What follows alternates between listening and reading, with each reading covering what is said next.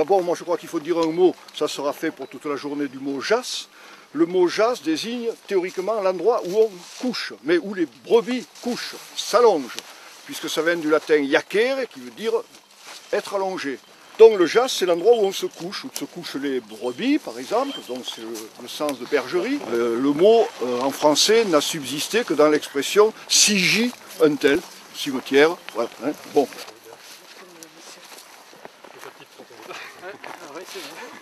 C'est le début.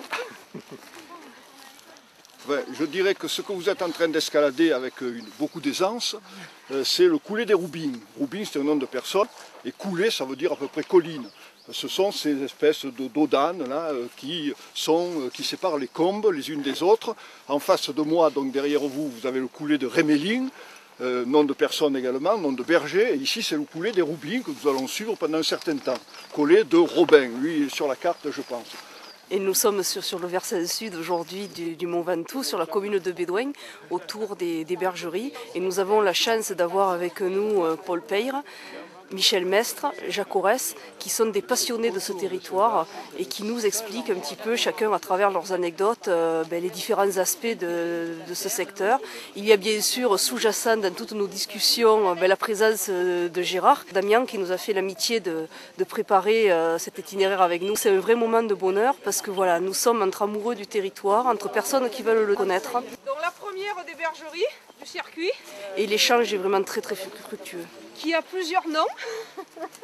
Ce jas, les gens de Bédouin, paraît-il, aujourd'hui l'appellent le jas d'Ouriche, parce que l'Ouriche, c'était le nom d'un Bernard. C'est pour ça qu'on peut l'appeler aussi le jas des Bernards, c'est la même chose. Et on les appelait l'Ouriche parce qu'à un moment donné, ils avaient acheté du côté des Rabais, là, au Rabais, c'est-à-dire vers la Madeleine, une très grosse ferme. Alors on l'avait appelé l'Ouriche. Donc vous pouvez appeler le jas des Bernards ou le jas d'Ouriche, c'est pratiquement synonyme. Le vieux cadastre de 1830 et quelques l'appelle le jas dont nouillé des Peytrau. Donc ça veut dire le jas du noyer d'un certain Peytrau, P-E-Y-T-R-A-U-D. Comme personne ne sait qui c'est ce Peytrau, on n'en dira pas plus.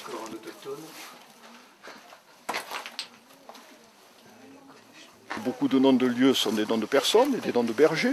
Donc parler du jas des Roubines par exemple, ça permet de faire revivre un berger qui sans cela serait resté totalement inconnu et qui s'appelait Robin ou Roubine comme tu veux. Voilà. Et puis ça permet également de suivre l'évolution d'un paysage. Tu as par exemple un endroit qui s'appelle Loupiné, ça veut dire l'endroit où il y a un bois de pin. Bon, s'il n'y a plus de pin aujourd'hui, ça veut dire qu'il y a eu une évolution. Avant il y avait des pins, il n'y en a plus.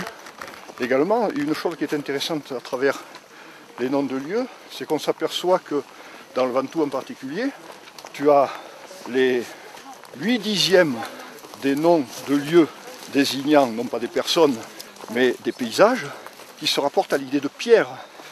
C'est-à-dire que maintenant nous avons une vision du Ventoux qui est une vision très arborée en quelque sorte, avec des forêts, des belles forêts partout. Mais il faut bien se dire que dans un passé plus ou moins lointain, le Ventoux était complètement déboisé. C'était donc un tas de pierres et c'est normal que la toponymie garde l'image de ce Ventoux qui était essentiellement un Ventoux de rochers, de cailloux, d'éboulis. Eh bien, vous trouvez encore de la pierre au sommet là-haut, enfin au col. Et maintenant, évidemment, vous traversez en ce moment la cédraie qui a été plantée dans les années 1860. Alors qu'est-ce qui se passait à l'époque? Le Ventoux avait été usé et abusé pendant des siècles, sur l'usage du bois, etc. Et donc le versant nord souffrait énormément d'érosion, mais c'est par Bédouin que ça commence. Pourquoi? Parce que il y a un inspecteur des eaux et forêts qui à l'époque a placé une politique de reboisement parce qu'il était ami avec le maire de l'époque. Il avait beaucoup travaillé dans l'Atlas marocain et algérien, donc il connaissait bien le cèdre de l'Atlas et il a eu l'idée de ramener des cônes de cèdre. Il les semait directement en forêt. L'intérêt de la chose, c'est que le petit plant qui naissait n'avait aucun stress d'acclimatation, et il faisait ce qu'ils ont appelé des pépinières volantes. Nous avons la chance d'avoir un scieur qui s'est installé, un jeune scieur à Carpentras, qui est aussi exploitant forestier. Donc il exploite le bois et il valorise ce bois de cèdre. Utilité de ce bois de cèdre, il fait des poutres, il fait des escaliers, il fait des pétrins. C'est une opération, son intérêt c'est qu'elle dure depuis 30 ans. C'est le CNRS de Montpellier, le Centre d'écologie fonctionnelle et évolutive de Montpellier, qui a mis ça en place il y a 30 ans, avec pour objectif de comparer des populations de mésanges dans différents biotopes de la zone méditerranéenne. Ici, on était en zone montagnarde et forêt de conifères. Et ici, nous en avons en gros 6, 3 espèces de mésanges. La plus grosse, la charbonnière, que vous connaissez tous dans vos jardins. La bleue, qui est beaucoup plus petite. La mésange noire, qui, elle, vous ne la voyez pas dans vos jardins, elle est exclusivement montagnarde, il n'y a qu'ici qu'on la trouve. La mésange huppée, beaucoup plus rare. La citelle et le grimpro.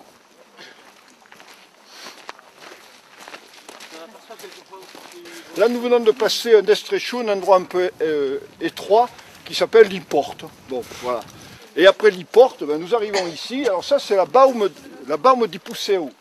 Alors la baume di Pousseu, ça veut dire la baume, la brise-sous-roche des petits cochons. Bien souvent, les petits propriétaires de troupeaux qui n'avaient pas de personnel à leur disposition montaient pour passer les mois d'été dans le Ventoux, mais ils emmenaient tout avec eux, c'est-à-dire les femmes, les enfants, les poules, les cochons, etc. Parce qu'ils ne pouvaient pas les laisser là-bas, il fallait nourrir les bêtes, donc on montait tout. Et alors donc on avait ici les poules, qui étaient très utiles d'ailleurs pour faire partir les vipères, on avait les cochons, on avait tout ce qui faisait la vie de la ferme en bas dans la plaine de Bédouin.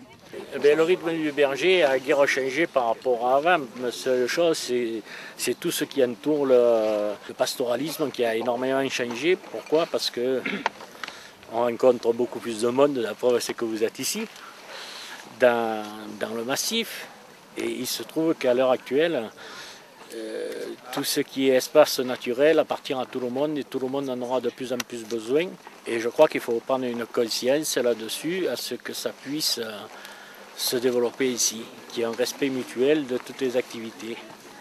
Les brebis, elles ont toujours que 4 pattes et une tête, et elles mangent tous les jours, et il faut faire s'adapter en même temps que respecter ce qui a toujours été depuis des millénaires, qu'on garde des brebis, et bien c'est toujours pareil. Voilà, le rythme biologique de la bête n'a pas changé.